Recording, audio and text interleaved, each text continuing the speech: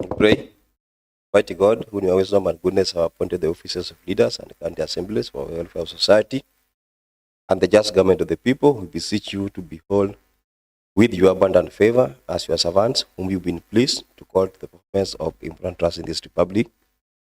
Let your blessings send upon us here assembled, and grant that we treat and consider all matters that come under our deliberation, so just in faithful manners to promote your honor and glory, and to advance the peace, prosperity, and welfare of our county, and of those whose interests you've committed to our church.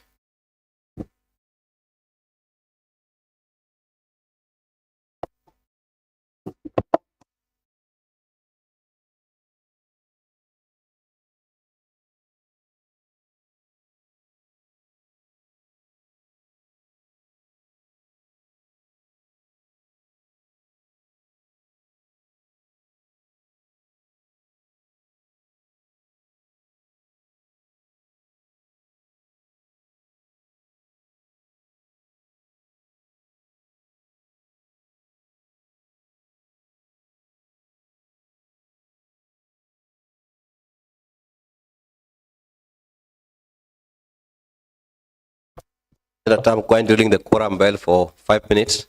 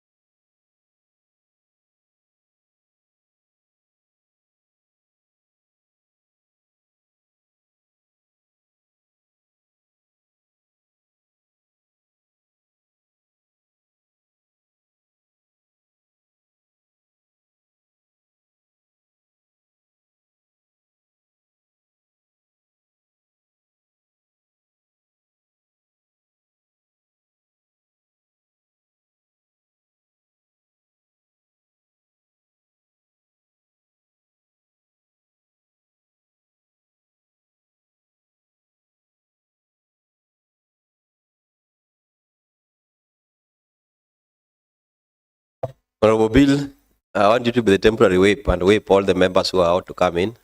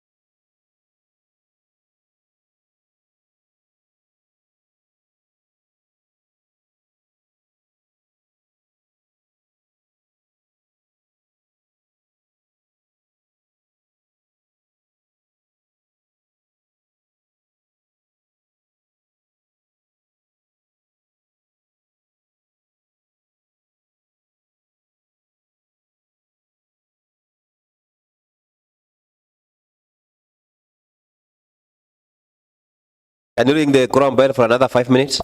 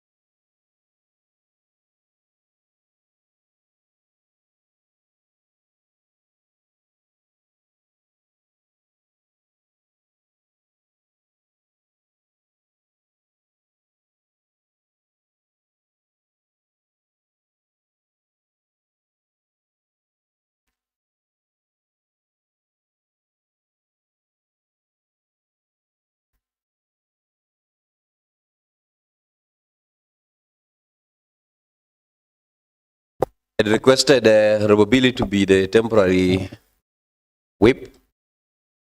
Robobili, do you have quorum?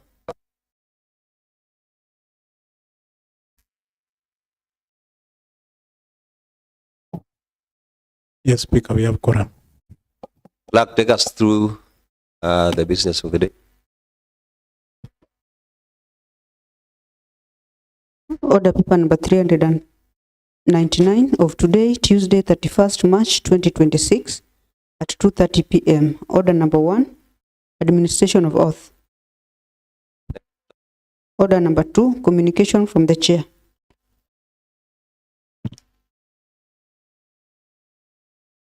Honorable members, we are privileged to host teachers and students from Mau Secondary School in Nakuru County and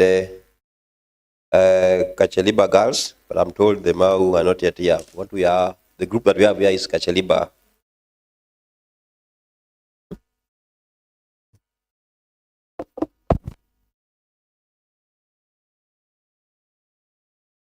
Honorable members, we are privileged to host 2 schools today. I'm informed that one group is still outside. The 2 schools are students of Mau Secondary School and in Nakuru County, and Kachaliba Girls Secondary School in West Pokot County. Migori. Okay, who are undertaking an educational visit to the County Assembly of Kisumu in order to familiarize themselves with the legislative process and operations of the County Assembly. The students have been accompanied by their teachers, and therefore request that each of them, when called upon, may rise in their places in the public gallery so that they may be acknowledged in the usual manner of the assembly. We have Madam Caroline, Madam Rose Ogutu. I think that's the team that is still outside. Madam Evelyn Accord will still be outside.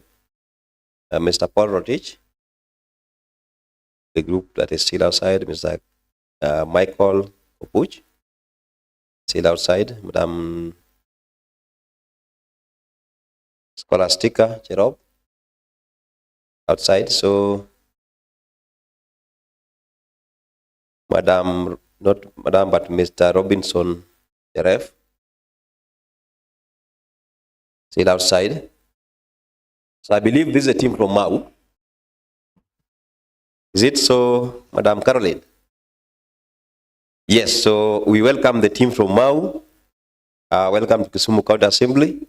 And I want to say that such visits are important as they expose our young people the workings of democratic institutions and nurture the students. And in them, we want to appreciate their coming. And I want to say such visits will help them understand the governance, the leadership, and the public service as it originates from the County Assembly. It is always encouraging to see students taking keen interest in civic education, the functioning of our devolved systems of governance. On behalf of the entire fraternity of County Assembly of Kisumu, I warmly welcome you to the County Assembly. And we hope that your visit will be both informative and inspiring as you observe the proceedings of the House. As per our tradition, I will allow a few members to say a word of encouragement to the students. And to be specific, I will allow on the ladies' side, I'll allow Honorable Emily Ogenga. Then I'll allow Honorable James Omolo, who is a teacher by profession. And the leader majority, the deputy leader majority will conclude. So Honorable Emily Ogenga, the floor is yours, and strictly 2 minutes each. Thank you, Mr. Speaker. Mine is just to welcome the team from Nakuru County and West Pokot County. I hope I'm right. What I'd like to tell them is that in this assembly, we have 47 members. We have 16 ladies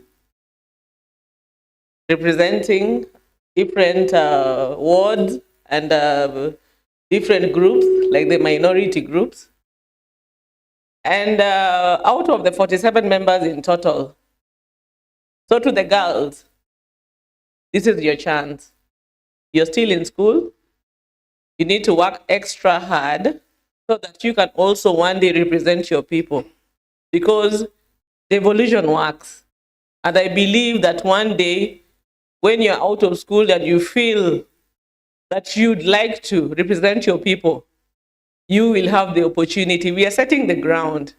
And we hope that in future we'll have met the affirmative action and we'll have more ladies represented in most of the houses. I always say that when we were growing up, we never had the opportunity to visit most of these, the National Assembly. By then, we only had the National Assembly. And we also have the local authorities, which never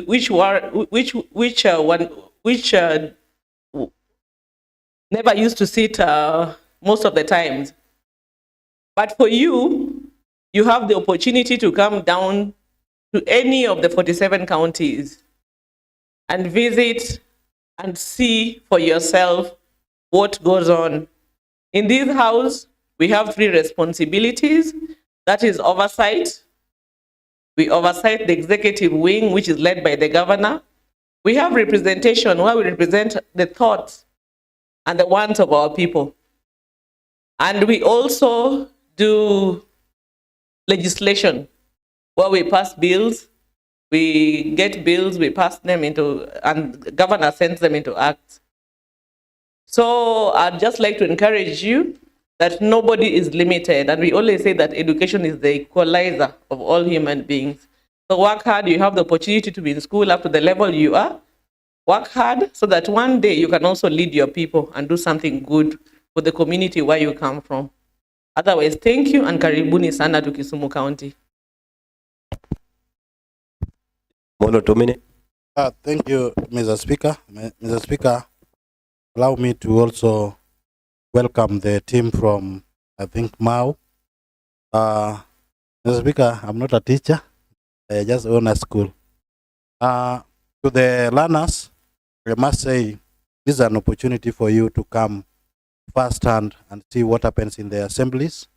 In the Republic of Kenya, we have 47 of them, Kisumu being one of them, and this is one of the arms of the government in Kisumu County. We have the executive and the legislature. So as here, we make laws pertaining to county administration. We also oversight the executive, checking if they are doing the right thing to the community, to the electorates.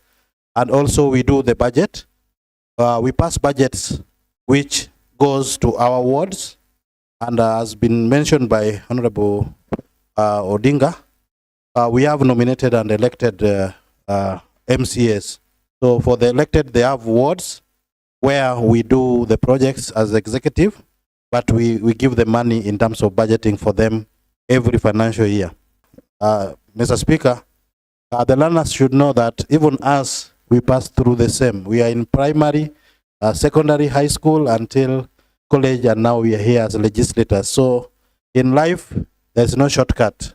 You just have to work hard, work very hard, so that tomorrow you are also one of the legislators in the country. For those aspiring for the same, there are many professions, and this one being one of them, you can aspire to be. And your coming here can really influence your efforts towards being ambitious tomorrow for the future of this nation.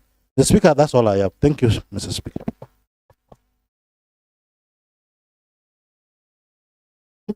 Thank you, Mr. Speaker.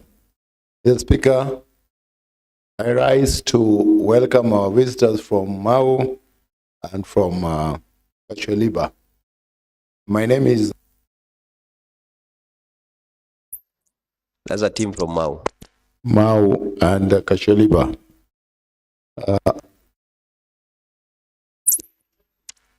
Okay, thank you. I stand corrected. My name is Lumumba Wade. I'm the MCA representing Southeast Nyakach. and also the Deputy Majority Leader in the Assembly. First of all, let me welcome you to this Assembly, and thank you very much for choosing to come and learn this Assembly.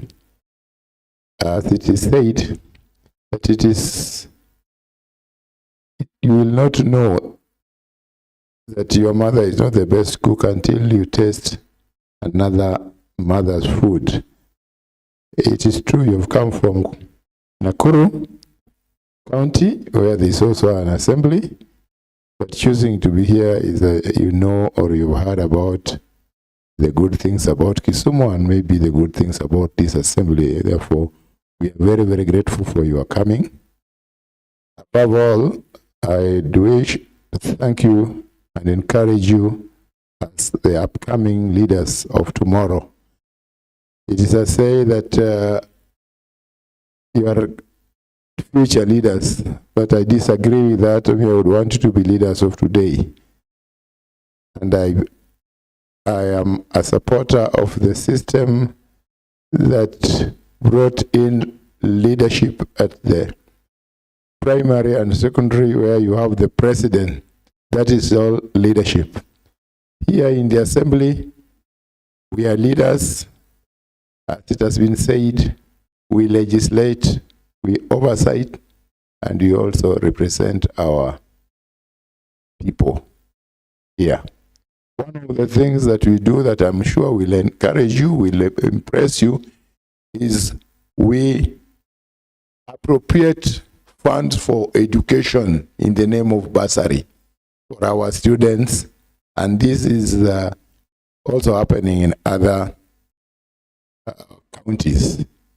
I think that is one of the things that should impress you most as students, because we support you by appropriating funds to support your education.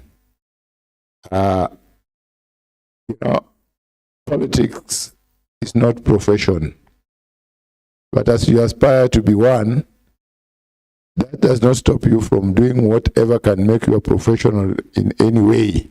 And I encourage you to study very, very hard to be what you would want to be. You be a doctor, a pilot. Then these other ones can come later when you are something.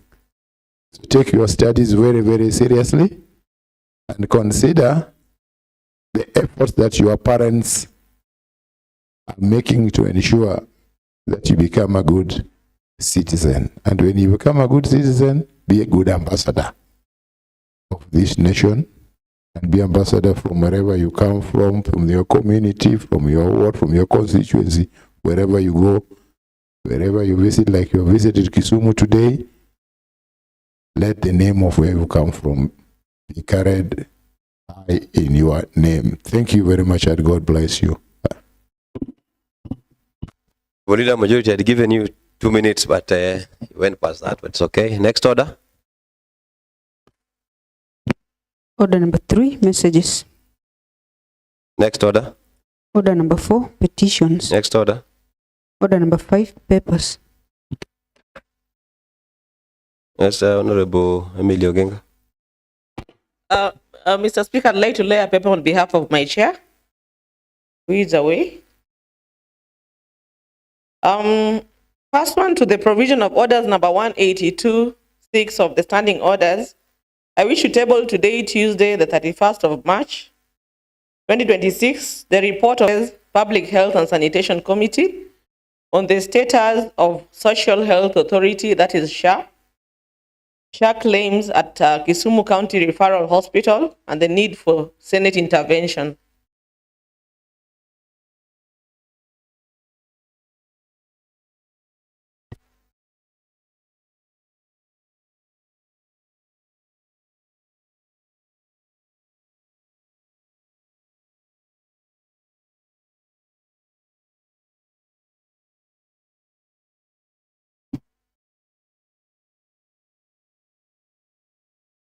Honorable members, the Central Committee on Medical Services, Public Health and Sanitation are properly laid before the House.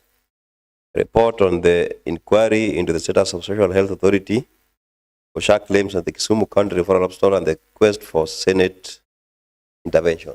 And I want to direct that the House Business Committee considers scheduling this report for debate. Next order. Order number 6, notices of motion. Sir, Honorable Emily.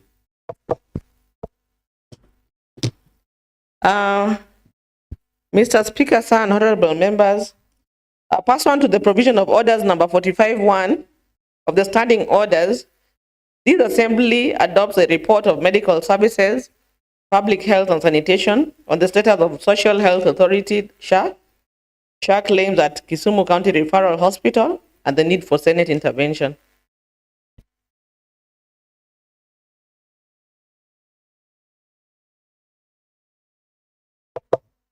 Order number 7, statements. Honorable Deputy Leader, Majority.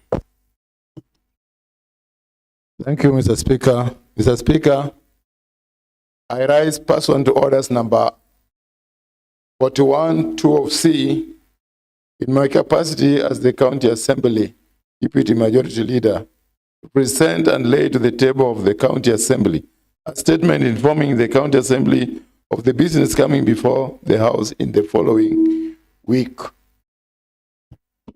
Honorable Speaker, this is therefore to bring the attention of the members and the County Assembly that for the week commencing on Wednesday 1st, April 2026, to Tuesday, 21st April 2026, the Select Committee on Assembly House Business at its meeting approved the following tentative businesses to appear in the order papers as follows. On Wednesday, 1st April 2026 at 9 a.m., the chairperson of County Budget and Appropriation Committee, Honorable Joachim Mukesh, will table the committee's report on consideration of a proposed county budget review and outlook paper, financial year 2024-25. B, proposed Kisumu County Fiscal Strategy paper, financial year 2026-2027. Number 2, Mr. Speaker, the chairperson of PICPAC Committee, Honorable Kennedy Ouko, will table the committee reports on the examination of the reports of the Auditor General on the financial statements of A, Kombewa County Level 4 Hospital for the year 2024-2025. B, Kisumu County Referral Hospital for the financial year 2024-2025. C, Kewasco for 2024-2025. D, Nyakach County Level 4 Hospital for the financial year 2024-2025. Chulaibo Sub-County Level 4 Hospital for the financial year 2024-2025. F, Moroni County Level 4 Hospital for the year 2024-2025. And lastly, Migosi Sub-County Hospital for the financial year 2024-2025. Mr. Speaker, there will be notices of motion. That is, the chairperson of the County Budget and Appropriation Committee, Honorable Joachim Mukesh, will give notices of motion for the committee reports on consideration of 1, proposed Kisumu County Budget Review and Outlook paper, financial year 2024-25. In B, proposed Kisumu County Fiscal Strategy paper, financial year 2026-2027. Number 2, the chairperson of PICPAC Committee, Honorable Kennedy Ouko, will give notice of motion of the committee reports on the examination of the report of the Auditor General on the financial statement of 1, Kombewa County Level 4 Hospital for the financial year 2024-25, Kisumu County Referral Hospital for 2024-25, Kewasco for financial year 2024-25, Nyakach County Level 4 Hospital for the financial year 2024-25, Chulaimbo Sub-County Level 4 Hospital for the financial year 2024-25, Muhoroni County Level 4 Hospital for the year 2024-25, and finally, Migosi Sub-County Hospital for the financial year 2024-25. At the commencement of business, Mr. Speaker, the chairperson of PICPAC Committee, Honorable Kennedy Uko, will move a motion for the adoption of the committee report on the examination of the report of the Auditor General on the financial year statement of Lumumba Sub-County Level 4 Hospital for the financial year 2024-2025. Mr. Speaker, on Wednesday, 1st April 2026 at 2:30 p.m., at the commencement of the business, the chairperson of PICPAC Committee, Honorable Kennedy Uko, will move a motion for the adoption of the committee report on the examination of the report of the Auditor General on the financial statement of Kisumu County Executive for the financial year 2024-2025. Thursday, 2nd April 2026 at 2:30 p.m. at the commencement of business, the chairperson of Medical Services, Public Health and Sanitation Committee, Honorable Vincent Jagongo, will move a motion for the adoption of the committee report on the status of Social Health Authority, that is SHA, and the quest for Senate intervention. The Majority Leader, Kennedy Oko, will move a motion for the adjournment of the County Assembly sitting for short recess until 21st April 2026. Mr. Speaker, on Tuesday, 21st April 2026 at 2:30 p.m., there will be a statement by the Leader of Majority. He will issue a statement pursuant to Orders number 41, paragraph 2 of C of the standing orders. That is, business is coming before the County Assembly for the week commencing on Wednesday, 22nd April 2026. And at the commencement of the business that day, the chairperson of the County Budget and Appropriation Committee, Judge Honorable Joachim Mukech, will move a motion for the adoption of the committee report on the proposed Kisumu County Budget Review and Outlook paper for financial year 2024-2025. That's all, Honorable Speaker. Thank you.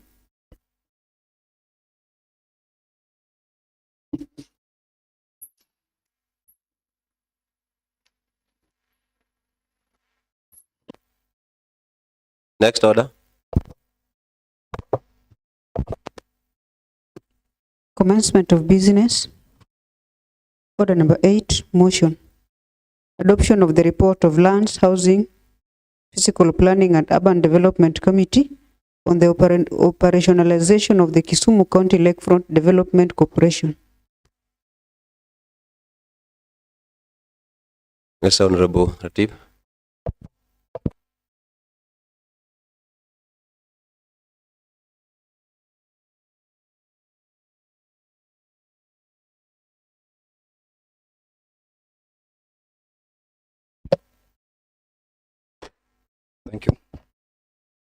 Thank you, Honorable Speaker. Honorable Speaker, I want to move a motion that was brought to the attention of this committee sometimes back through a statement on the matter of Kisumu County Lakefront Development Corporation. Honorable Speaker and honorable members, this report presents the findings and recommendation of the Committee on Lands and Physical Planning arising from an examination of the operationalization of the Kisumu County Lakefront Development Corporation, KLDC, for the financial year 2023-2024. The development of the Kisumu Lakefront represents a strategic imperative aimed at transforming the city of Kisumu into a competitive, inclusive, and sustainable maritime hub within the East Africa region.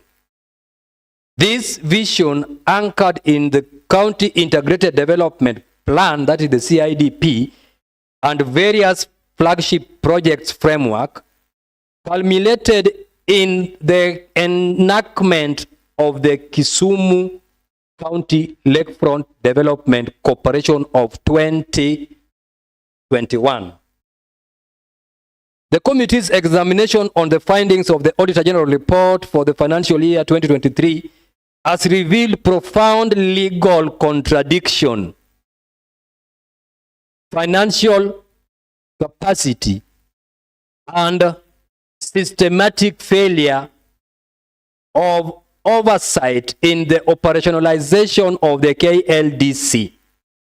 The committee has accordingly prepared this report to provide an exhaustive consideration of the official responses received from the county executive and outline critical intervention required to restore public trust and institutional integrity. Having considered the available evidence and the responses submitted by the county executive, the committee observed the operationalization of the Kisumu County Lakefront Development Corporation has been fundamentally flawed from its inception, and accordingly recommends the intervention set out in Part 5 of this report. Pursuant to the standing order of the County Assembly, it is now my duty to present this report for consideration of this Honorable House. Thank you, Honorable Speaker. I need not to go through introduction, mandate of the committee and the committee members. Let me just go straight now to matters arising from this. The background of the operationalization of the Kisumu County Lakefront Development Corporation. The committee received and examined the Auditor General report for the financial year ending 30th June 2024, pertaining to the Kisumu County Lakefront Development Corporation. The report resulted in a disclaimer of opinion, the most severe from the audit finding, signaling that management had failed to provide sufficient and appropriate audit evidence to support the financial statement. On 24th October 2019, Kisumu Lakefront Development Limited was incorporated as a private limited company under the Companies Act 2015 in advance of any legislative framework. By the response from the county attorney, Annex 2 in the report, the county attorney characterized this preemptive incorporation as a practical necessity to enable engagement with investors and holding a strategic land parcel while the legislative process was ongoing.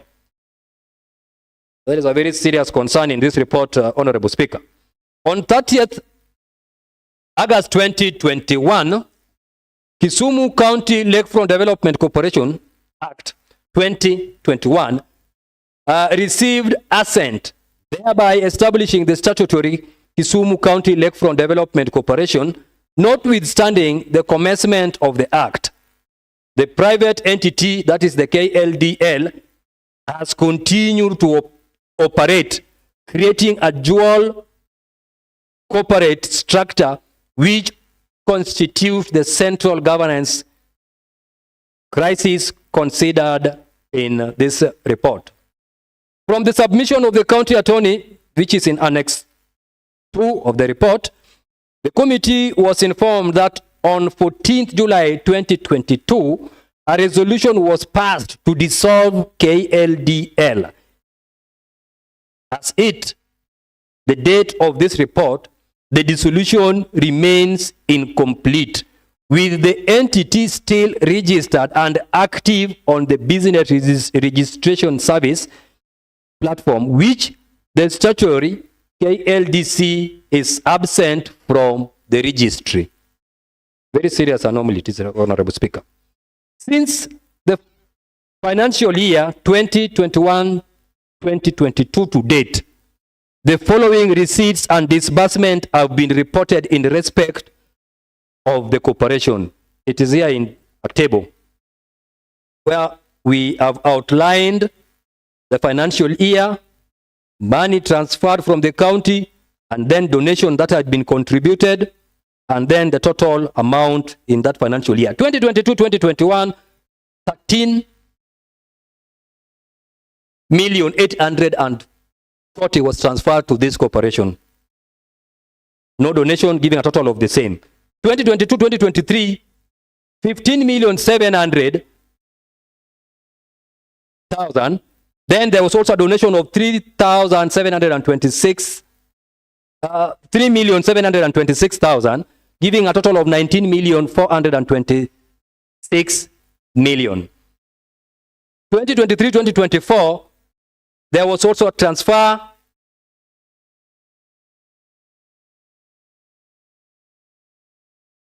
2023-2024, the company also received 5.5 million and donation also of almost a similar amount, 5.7 million, giving a total of 11,200,000.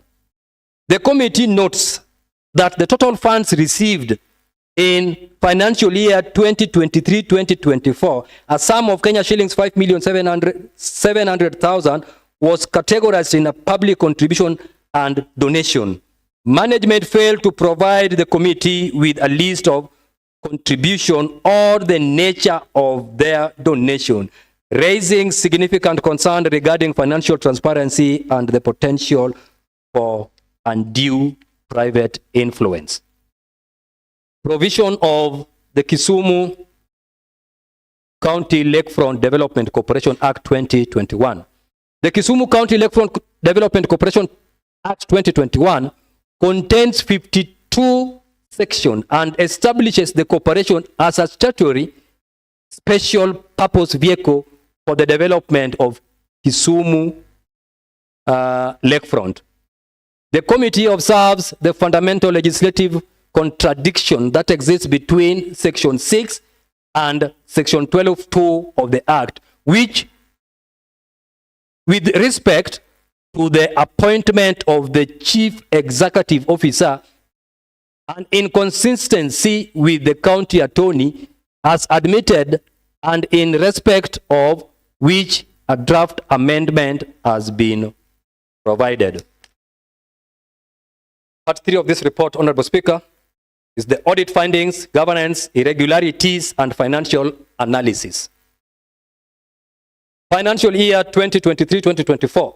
The Auditor General report for the financial year ending 30th June 2024 resulted in a disclaimer of opinion in respect of the financial statement of the Kisumu County Lakefront Development Corporation. The committee received and examined the management responses submitted by the Chief Executive Officer and the County Attorney in response to the specific finding of the Auditor General. The audit finding extend beyond mere technical errors to suggest potential misappropriation and deliberate lack of transparency. The committee examined the following specific areas of concern raised by the Auditor General. 1, lack of legal standing and registered identity. The Auditor General found no evidence of the existence of Kisumu County Lakefront Development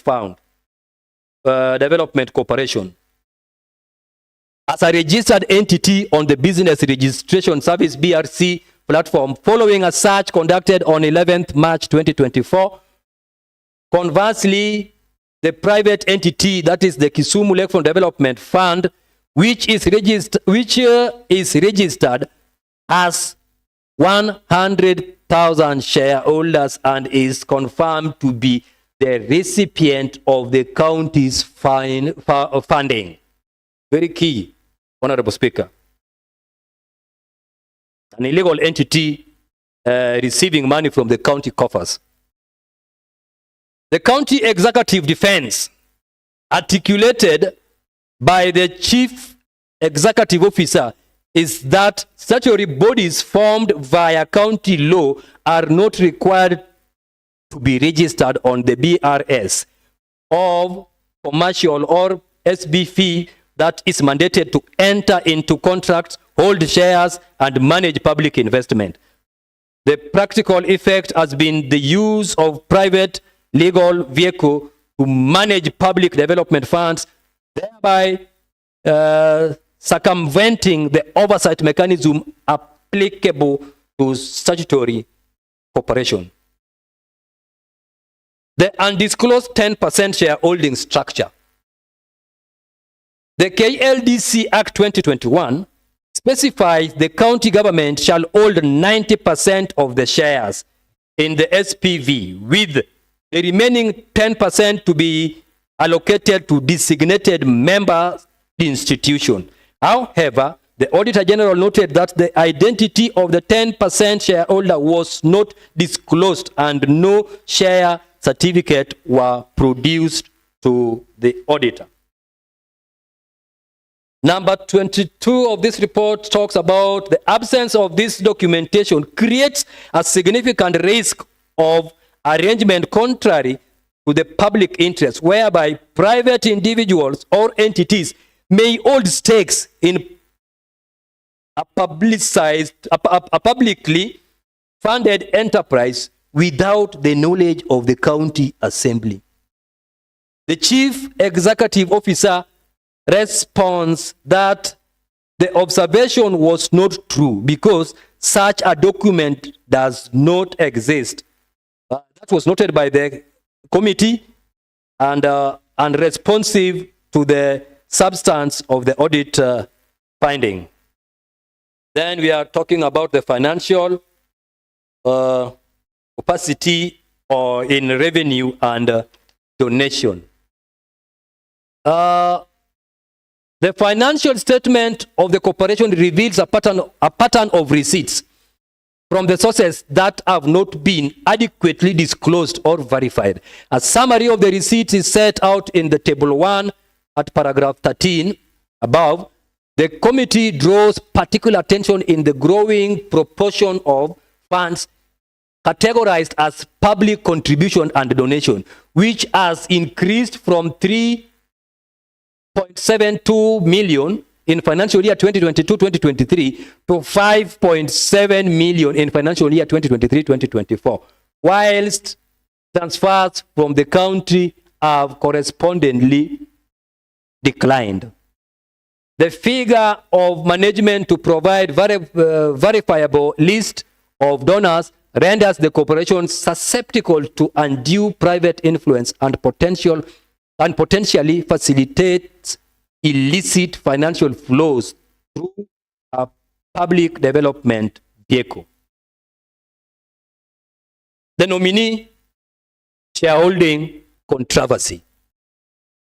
The most legal precarious aspect of the corporation operationalization concerns shareholding structure of the private entity, that is the KLDL. The county attorney admitted that the initial shareholding was vested in public office in a nominee capacity, meaning that the public officials in their personal names were registered as owners of the company, receiving millions of shillings in public funds. The search of the company's register reveals 15 individuals with verifying share accounts. The shareholding distribution as of October 19, which the county attorney has characterized as misadvised, is set out in table 2 below. And Honorable Speaker, if you just allow me to read this very fast so that you know who these shareholders are. 1, Doris Chandi Ombara, holding a share of 20,000 and claiming to be the director. Then we have Neri Otieno Achar with shareholding of 20,000 and also a director. We have Raymond Vicky Ojuang Omolo with shareholding of 1,000 and is a shareholder. Then George Omondi Okongo with 110,000 shareholding. This is the CEC Finance. has the biggest shareholding in this private entity. Then we have Dixon Odhiambo Obungu, 10,000 as shareholding. Samuel Owino Wariaga, 1,000 shareholding. Geoffrey Samuel Obwan, 1,000. Rodney Abel Sewe Amolo, 11,000 shareholder. Nilmalsi Satusi Darba. This is a British Indian Asian territory with a shareholding of 1,000. Then we have Mili Kalea, 1,000. She's a director. Israel Utieno Agena, 1,000 director. Edward Rakwar, 2,000 shares and also director. The committee finds this structure to be problematic on the following grounds. These are 3 grounds. 1, the arrangement bars the boundary between public duty and private interest, potentially violating Article 73 of the Constitution of the Conduct of State Officers. 2, the presence of a foreign national as a registered shareholder raises further concern regarding the governance of a vehicle receiving public county funds. And number 3, in corporate law, the registered shareholder is the legal owner unless a formally executed and disclosed trust deed or nominee agreement exists. The failure to provide such agreement to the Auditor General of the County Assembly undermines the claim that beneficial ownership always rested with the county government. Furthermore, the Auditor General identified a significant conflict of interest in the 5 of the director of the statutory KLDC were simultaneously directors and shareholders of the same private, that is the KLDL. We have KLDC and KLDL, which is a private entity. This underlocking directorship arrangement placed these individuals in a position of overseeing the transfer of public funds from the county to private entity they control, a situation that is inconsistent with sound governance principles and requirement of Chapter 6 of the Constitution. Members and Honorable Speaker, that is very key to mark and note. Scrutiny of administrative and operational expenditure. The expenditure pattern of the corporation as disclosed in the management responses reflects a significant and disproportionate bias towards administrative overheads and hospitality rather than tangible development activities between the financial year 2021, 2022 and 2022, 2023. The expenditure breakdown as follows. That is now administrative and operational expenditure of this entity. Board conferences and accommodation, 7.5 million. Catering services, 2.05 million. And in the following year, 2023-2024, 2.06 to 400 million. Daily subsistence allowance, DSA, financial year 2021-2022, 3 million. The following year, 690,000. Accommodation and domestic travel, they spent 2.891 million. Staff cost salary, 2022-2023, 6 million. General office stationery is indicated there. Telephone services is indicated. Travel cost is also indicated, and the bank charges also indicated, giving a total of financial year 2021-2022, a total of 17,534,477. And in 2022-2023, a total of 9,995,878. The committee draws particular attention to the following observations arising from the expenditure that is in data table 3. 1, the expenditure of Kenya shillings 7,500,072 on board conferences and accommodation in a single financial year is very excessive, given that statutory board had not yet been fully constituted and operationalized, yet money is being spent at a tune of 7 million, Honorable Speaker. The expenditure of Kenya shillings, another 6 million on staff salary in 2022-2023 is with the chief executive officer concurrent representation that the county executive bears all cost for seconded staff. This inconsistency suggests a duplication of salary payment or the engagement of unauthorized personnel. For the financial year 2023-2024, the corporation reported a total expenditure of Kenya shillings 11,228,491, the breakdown of which is also set in table 4 below, where we have catering at a cost of 3 million, we have traveling accommodation at a cost of 3 million, general office supplies 1.156 million, printing advertising 2,891,944, higher charges, that is in bracket equipment, at 354,230. Total reported amount is 11,228,491. The Auditor General questioned the relevancy of this expenditure to the county development agenda. There is no evidence that the significant sums expended on hospitality travel allowances have translated into measurable progress on the flagship projects under the KLDC mandate. The management's failure to provide itemized vouchers for these expenses, citing their purported submission to the Ethics and Anti-Corruption Commission, that is EACC, is inconsistent with the concurrent obligation of transparency under public audit standards. Honorable Speaker, executive governance and leadership contradiction.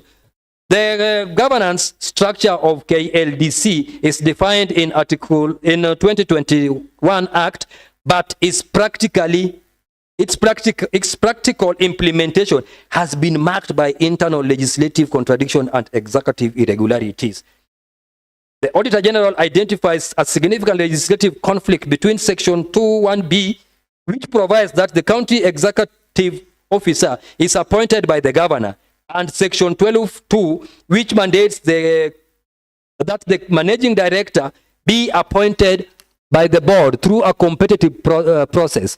The legislative flaw enables the executive to bypass the oversight of the board, thereby undermining the independence of the office of the chief executive officer.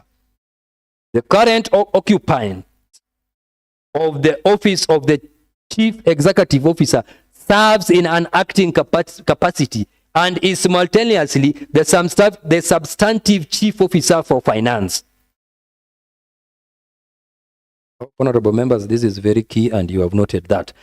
The committee finds that this dual role creates an inherent and irresolvable conflict of interest, as the same individual is responsible for both requesting funds for the county treasury and for receiving and accounting for those funds in this corporation. Staffing and personnel. The corporation currently operates with only 4 seconded staff members, all of whom remain on the payroll of the county executive. Their particulars are set out on the table. Let me read them very fast, Honorable Speaker, and their positions and the amendment dates that they received the office. We have Mr. Paul Njenga Waweru, that is Chief Executive Officer, 2024. Then we have Moses Brian Adonija, as support staff, Felix Wanyonyi Tieti, support staff, and Martha Anyango Otina, a support staff. All the three in October 2023. That was the secondment date. The committee notes that the emolument of these seconded staff members are not reflected in the corporation's financial statement, thereby resulting in a misleading representation of the county's executive through operational cost. Furthermore, the absence of a substantive human resource management structure nearly 4 years after the establishment of the SPV constitute a failure to institutionalize the corporation as a professional and autonomous public body. Mr. Speaker and honorable members, we have analysis of Equity Bank financial statement, which members I think you can go through, right from recurrent expenditure account number is written here. Crucial, both accounts are held in the name of private entity, which is Kisumu Lakefront Development Limited, rather than statutory corporation, which is set in 2021 Act. Summary of the account is also indicated there, Honorable Speaker. Analysis of debit transfers of the money, the way money has been moving from county coffers to the Kisumu Lakefront is also indicated on that report. We have on page 5 performance assessment of the corporation. This also, Honorable Speaker, is clearly indicated. I hope members have also gone through them. We have table 6, status of flagship projects under KLDC Annual Development Plan 2024-2025, where we have programs that they have initiated at a certain cost, but not yet started. This is also very key that I need to take members through. We have Promenade Road, 46 kilometers along lakefront at a cost of 50 billion, not yet started. Dunga Waterfront lakefront amenities at 7.7 billion, not yet started. Fishing processing zone at 500 million, not yet started. And master plan delineation of project cost not written and not yet started. The committee observes that whilst a total of Kenya shillings 38 million has been disbursed, honorable members and honorable Speaker, a total of Kenya shillings 38 million has been disbursed to the corporation or the private entity on its behalf over the proceedings of 3 financial years. The core deliverables of the Act remains in a not yet started status. The funds appear to have been substantially consumed by the administrative hospitality board, perquisites and stationary rather than the fundamental development activities, such as the finalization of Lakefront Master Plan that would have necessarily to do the unlocking of the lakefront and economic potential.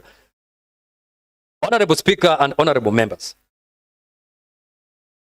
this now takes me to the committee observations and recommendation. 1. Observation. Having considered the evidence and analyzed the submission made, the committee observes the following. A. The use of private limited company, that is the KLDL, as a proxy for statutory corporation, which is the KLDC, is irregular and has been systematically utilized to bypass the public oversight mechanism applicable to statutory bodies.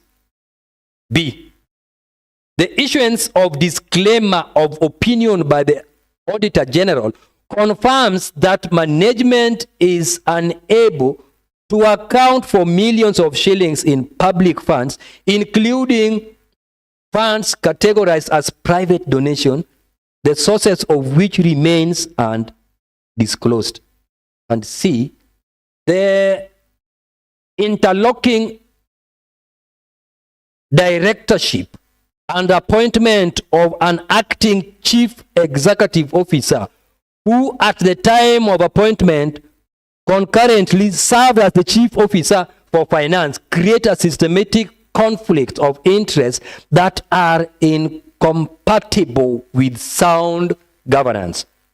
D, over Kenya shillings 38 million has been disbursed primarily for administrative hospitality and board persecutions, while the primary flagship projects remains in a not yet started status, representing a failure to deliver value for public money.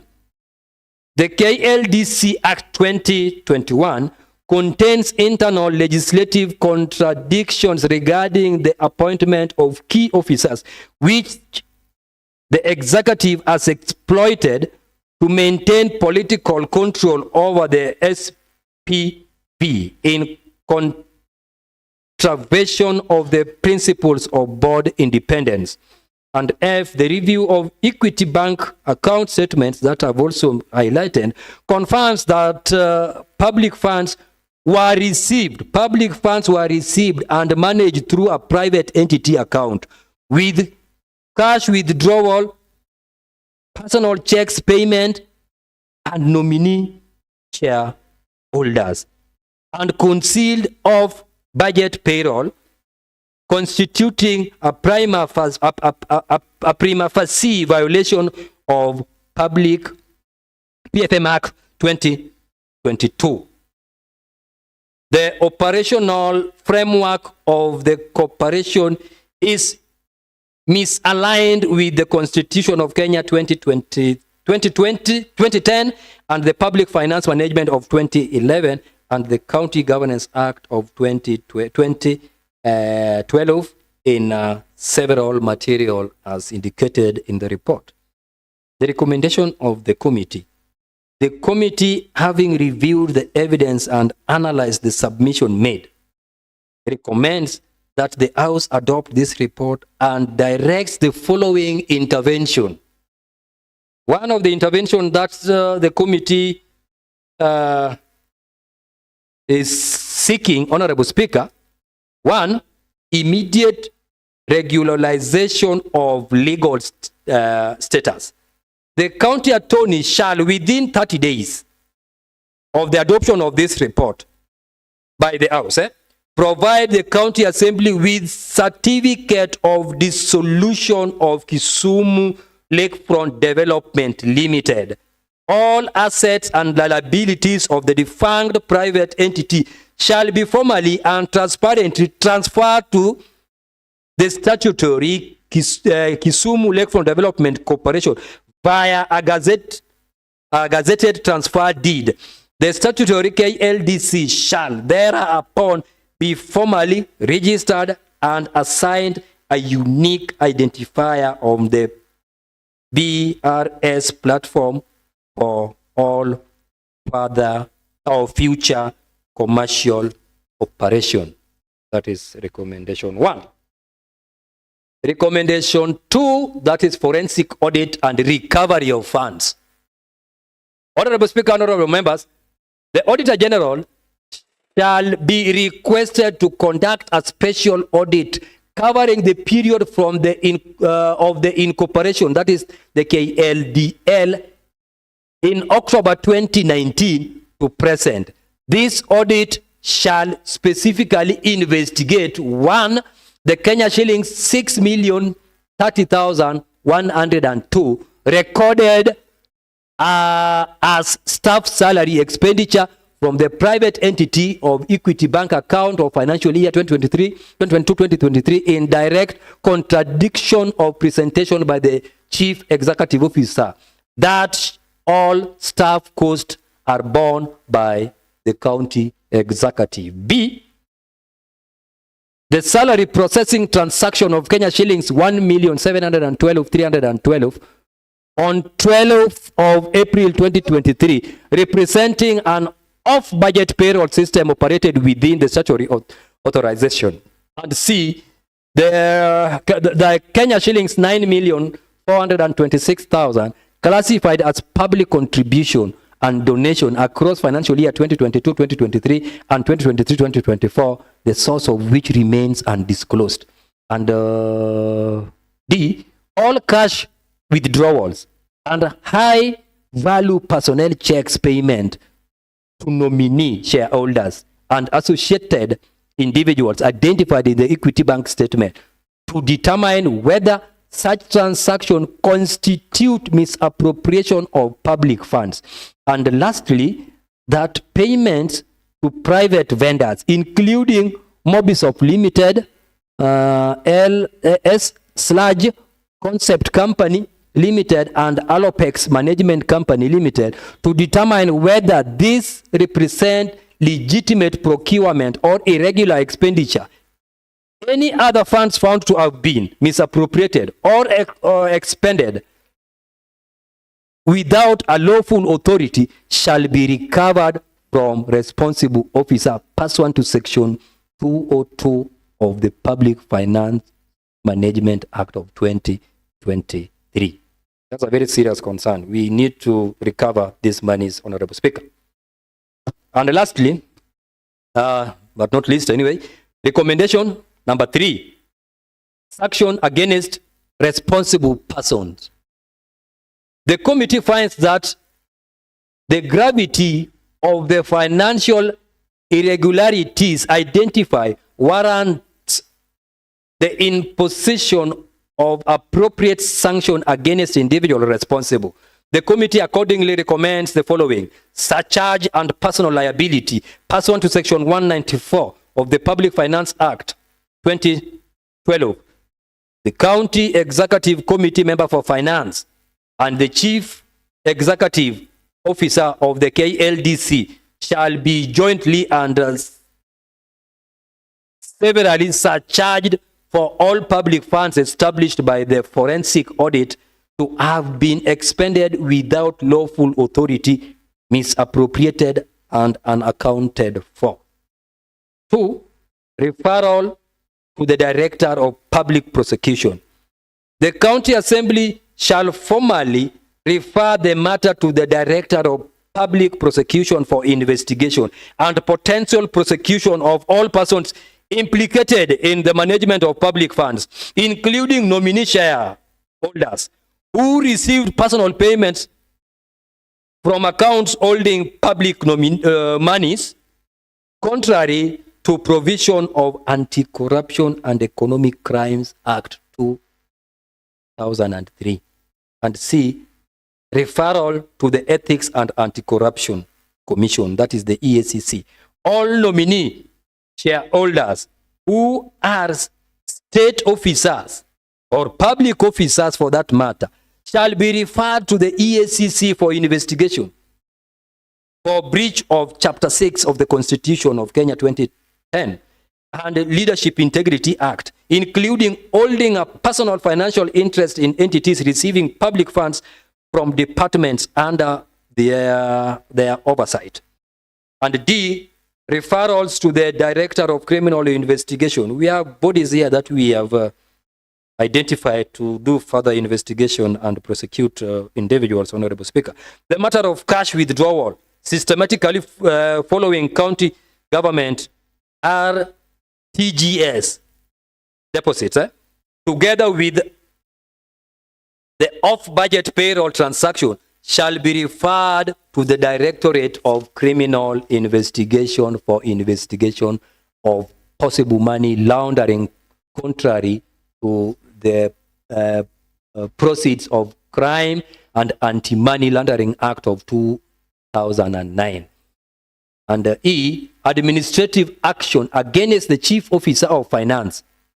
The Governor shall be directed to institute disciplinary proceeding against the Chief Officer for Finance for the conflict of interest arising from his simultaneous service as a chief executive officer of KLDC, which placed him in a position of approving and receiving the same public fund, contrary to the values of public service under Article 232 of our Constitution. And F, suspension of implicated officer. Pending conclusion of the forensic audit and any criminal investigation, the County Public Service Board shall be directed to consider the suspension from office of all officers against whom prima facie evidence of financial misconduct has been established in accordance with the provision of the County Government Act 2012 and the relevant disciplinary framework. Recommendation number 4 is a comprehensive amendments of the KLDC Act 2021. The County Assembly shall fast track the consideration of the draft legislative amendment prepared by the county attorney to resolve the legislative contradiction within the KLDC Act 2021. The amendment shall at minimum ensure that 1, the chief executive officer is recruited through a competitive public process managed by the board of directors without sole executive appointment by the governor. 2, the shareholding structure of 10% institutional stake is explicitly tied to the designated institution roles and personal or nominee holding by individuals or expressly prohibited. C, mandatory quarterly and financial report to the County Assembly is established as a statutory requirement. Recommendation number 5 is talking about governance and personal reset. The board of directors shall be reconstituted to ensure that no individual who held a share or a directorship in the irregular private entity, that is the KLDL service, on the statutory board, thereby resolving the current conflict of interest, a substantive chief executive officer and dedicated chief finance officer shall be competitively and publicly recruited to replace the current arrangement of seconded officers from the county finance department. And recommendation number 6 is talking about pending the attainment of a clean and qualified audit opinion from the Auditor General.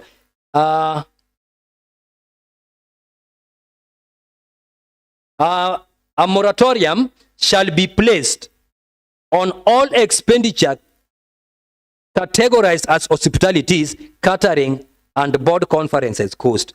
The corporation budget shall be strictly ring-fenced for co-development activities, including the finalization of the Lakefront Master Plan and the delineation project zone.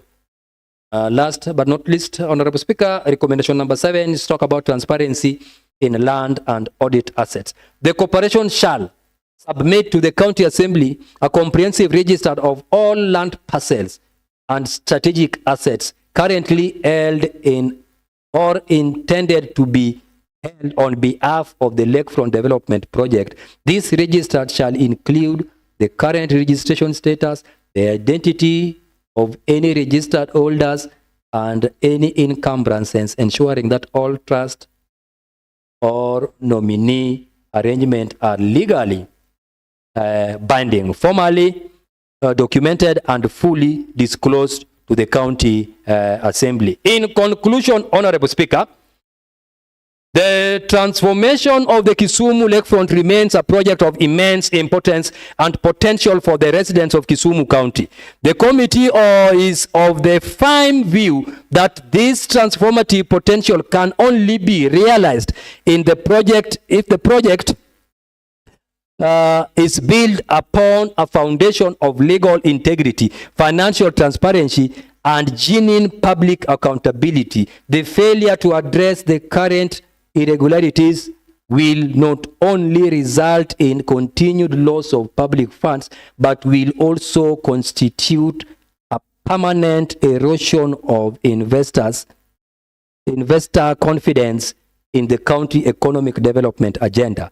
The committee urges this Honorable House to adopt this report and directs its implementation of all the recommendation herein without delay. Honorable Speaker, before I call a seconder to second this report, it is very clear that public funds have been transferred from public coffers to a private company, which in its registration also have individuals who are officers or state officers working in this county assembly or county government. These anomalies, Honorable Speaker, must be dealt with. We are talking about million of shillings. We have 38 million shillings that has been transferred. We have monies that have been expressed as expenditure, which ideally is not properly outlined and indicated how the monies have been spent in this report. On that matter, Honorable Speaker, this is a serious report and needs the intervention of this assembly so as to act with speed, and these individuals who have been mentioned as shareholders and office bearers be brought to book, so that within a short period that is indicated in this report, the monies should be returned to the county government. Honorable Speaker, you also realize how we are struggling to do projects in this county, whereby each and every year the county government cannot meet its obligation of service delivery because of the deficits in budget. And we have realized that there is a amorphous body that has been using public funds.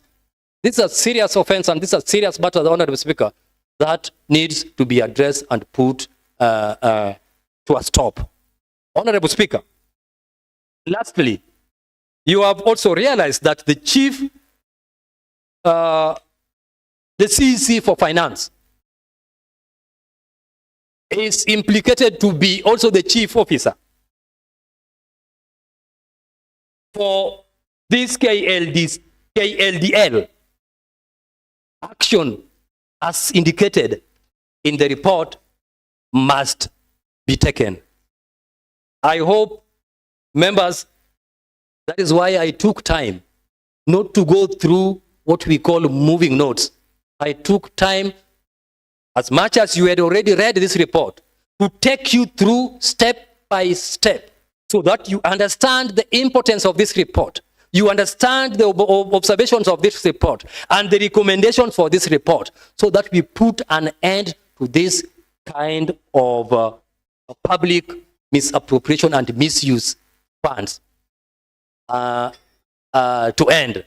This now, Honorable Speaker, allow me to call Honorable Tom Nyaoke, whom we've been working closely in making this report as my Vice Chair, to second.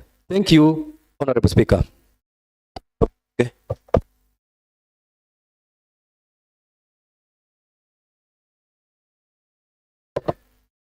Thank you, Mr. Speaker. Mr. Speaker and the honorable members, I want to first thank my able chairman for putting these points to us in a manner that we can all understand. Mr. Speaker, we had a very serious challenge coming up with this report. After having looked at the Auditor General reports of the financial year 2023-2024. Mr. Speaker, the first thing that was brought to our attention is what the Auditor General found. That they tried to look and to search for the registration particulars of this Lakefront Development Corporation from the Registration Bureau, Mr. Speaker, but they didn't find this particular corporation registered as per the requirements of the law. Mr. Speaker, the same report revealed that instead of Kisumu County Lakefront Development Corporation, almost a similar entity had been registered instead. And that is Kisumu Lakefront Development Limited. Mr. Speaker, ideally and in a normal situation, it is not easy to differentiate between the two, particularly when it comes to layman operation. Mr. Speaker, in all aspects and all understanding, you will be made to think that you are talking about the same thing. Mr. Speaker, so grievous is the fact that, and the finding as been given by this report, Mr. Speaker, is that public fund found their way into this private entity. Mr. Speaker, and the details of this report can demonstrate that the RTGS that came from the county government as disbursement to this corporation will follow by cash withdrawals immediately. Mr. Speaker, and the withdrawals were quite a colossal sum of amounts. In fact, they were into denominations that would be able to finish what had been transferred from the county government. Mr. Speaker, it is worthy to note that actually this is the most unfortunate part of it, that the directors, the office bearers of the same private entity are actually staff of the county government. Mr. Speaker, that was a direct means of siphoning money from the public coffers. Mr. Speaker, the legislation oversight provided the creation of a dual role of a chief officer of the corporation being the same, I think, the chief officer of finance. You request for money this side, and then you run very fast to receive it from another computer. Approve and receive. And systematically authorize again the disbursements of these funds.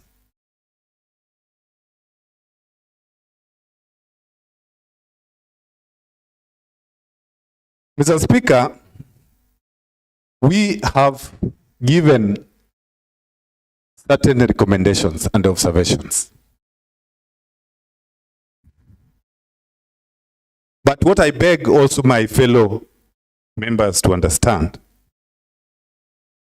is that the operation framework of this corporation was misaligned intentionally with the Constitution and the PFM Act. In fact, all the things they were doing, everything that was being done was created intentionally to subvert the law as required. Mr. Speaker, I know it is, I need quite a few minutes. One item that I would wish to draw attention to all the members is our point number 48. That says the committee observes that whilst a total of 38 million has been disbursed, the corporation or the private entity on its behalf over the preceding 3 financial years, the core deliverables of the Act remain in a not yet started status. Mr. Speaker, the reason why this corporation was formed did not even start, but we can see lots of money being used. despite the fact that we have got evidence also that shows that even the seconded staff who was seconded to this corporation were staff from the county government, and therefore they were earning from the county government. But still, digging in further, we found out that a lot of money was also being spent in relation to salaries and remunerations. Mr. Speaker, that is a serious breach of the PFM Act and the Constitution of Kenya 2010. Mr. Speaker, we have given far-reaching recommendations. In fact, Mr. Speaker, I want to say in the floor of this House today that we have tried as much as possible to be precise and specific on the actions that we would want to be taken against the people and the staff that shall be found to be concerned with this particular issue. Mr. Speaker, with that few remarks, I beg to second. Thank you. Honorable members, now that the motion, adoption of the report of, what is it, Honorable Benny Petaigo? But I'm on my feet, Honorable. Honorable members, now that the motion adoption of the report of the Lands, Housing, Physical Planning and Urban Development Committee on the operation of the Kisumu County Lakefront Development Corporation have been moved, seconded, I want to propose a question, and I propose that the motion is open for debate. Yes, sir, Honorable Benny Petaigo. Thank you, Honourable Speaker.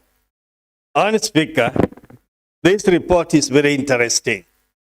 And members, be keen. When you look at the headline of this report, report on the operationalization of the Kisumu County Lakefront Development Corporation. It is not the audit report. And when you go through it, there's the audit report from the Auditor General.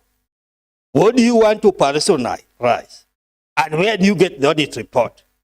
And the audit report in this assembly should be brought by Pickard Park. Where are we, Mr. Speaker? And Mr. Speaker, when you look at the attendance in this house, members of this committee, only 2 are here. With the damning report that is being presented here. Mr. Speaker, I'm pleading with the House that something should be done, that the committee should go back, bring for us the audited report, that we see what the Auditor General is saying, because the disclaimer report is here. The records were jumbled up. The Office of the Auditor could not get clarity of the financial report in this case. And they want to personalize it. So we wonder where we are. And Mr. Speaker, when they are making a decision on the audit report, the way it is damning, the way they have indicated, the chair and the vice, a specific report should be made that we recommend this report to be investigated further by the Ethics Anti-Corruption or the Director of Criminal Investigation. Full stop. No many stories. 30 days given to what? Those records will be brought to this assembly for who to interrogate. The report is good. It is giving a damning picture of what is happening at the executive. And Mr. Speaker, this act was passed in this House. I think in 2021, this House passed the act. And we are being told there is a different act that is being used by the executive. So we need to be clear from the first page to the last page when we want to pin the executive down. Otherwise, the report will be jumbled up. We shall end nowhere. So, Mr. Speaker, I plead that you advise. This is where we need to bite as an assembly.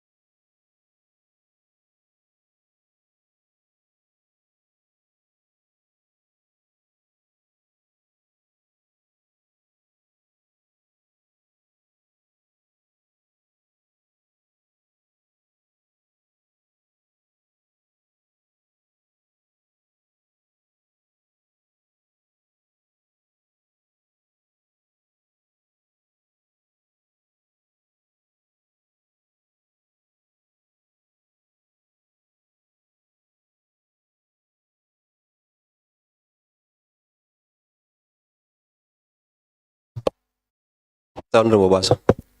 Thank you, Mr. Speaker. Mr. Speaker, going through this report, you can see that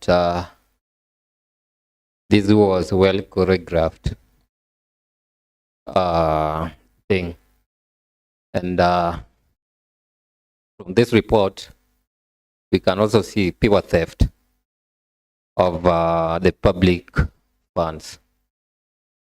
And Mr. Speaker, it's quite unfortunate that a county government entity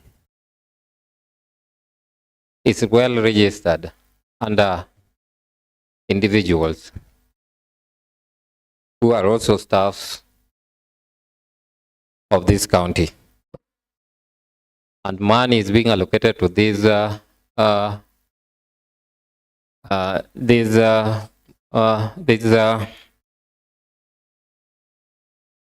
company, and money is being spent without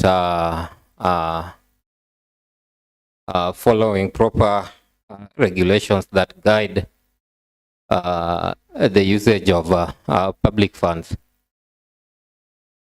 And I want to plea with this county assembly that it's high time that we take this matter serious.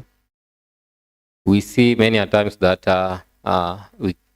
we cannot have funds for development, yet we have funds that that people or individuals are misappropriating, are misusing. So I want to plea with this house that those who are found guilty in all these process of this theft should be taken accountable. Thank you, Mr. Speaker. I support the recommendations.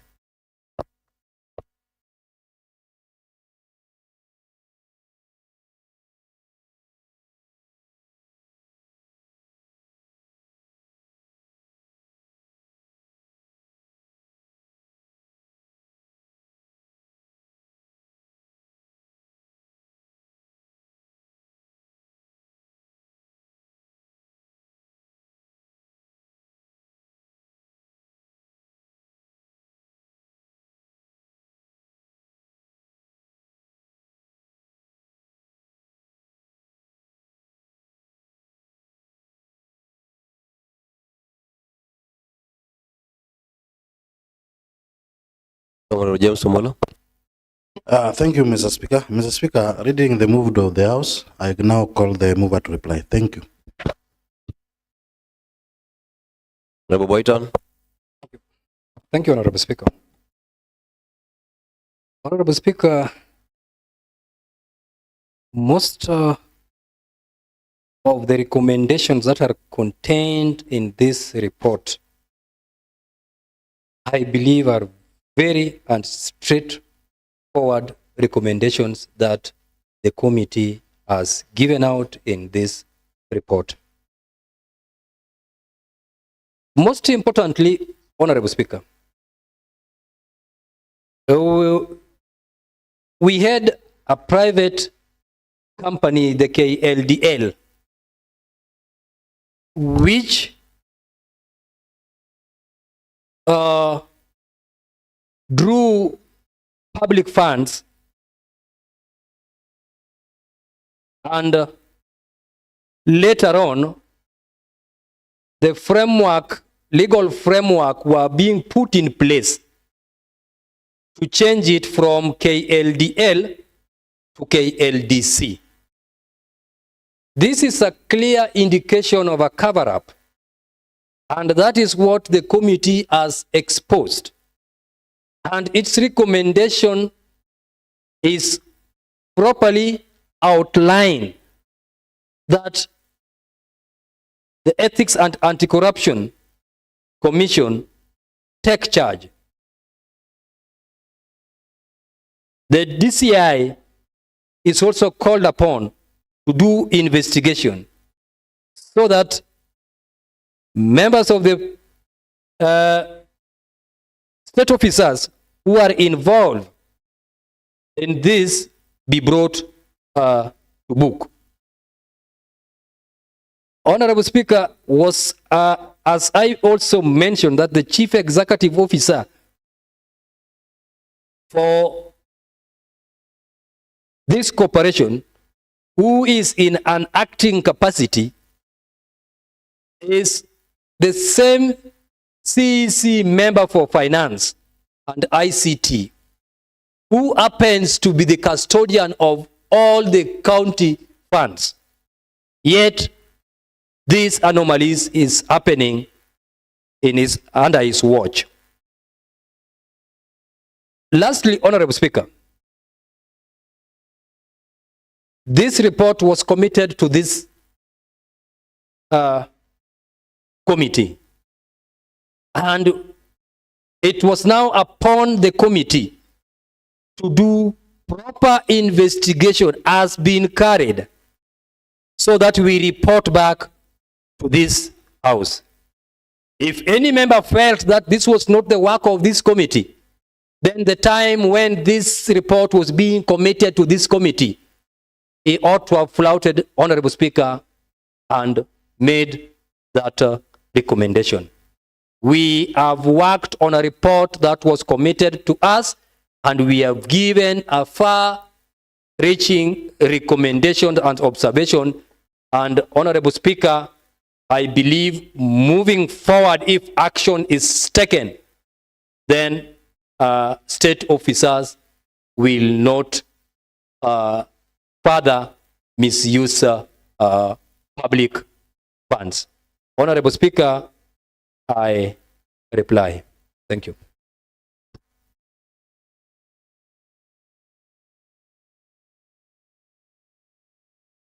Honorable members, and now that the motion adoption of the report of the Lands, Housing, Physical Planning and Urban Development Committee on the Preservation of the Kisumu County Lakefront Development Corporation have been moved, seconded, debated, the reply made, I want to put a question.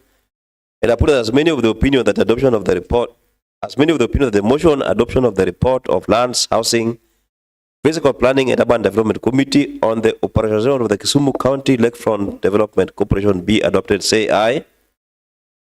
As many of the contrary opinions say nay, the ayes have it. And the motion adoption of the report of the Lands, Housing, Physical Planning and Urban Development Committee on the operationalization of the Kisumu County Lakefront Development Corporation have been adopted today, Tuesday, 31st March 2026 at 16:17 hours, and are done to direct that the recommendations of the said report be communicated to the different organs and departments for action, and that the implementing committee follow up on the same. Next order. Mr. Speaker and honorable members, there is no any other business in the order paper. Honorable members, you can be upstanding. There being no any other business in the order paper, the House stands adjourned until tomorrow, Wednesday, the 1st of April 2026 at 9 a.m.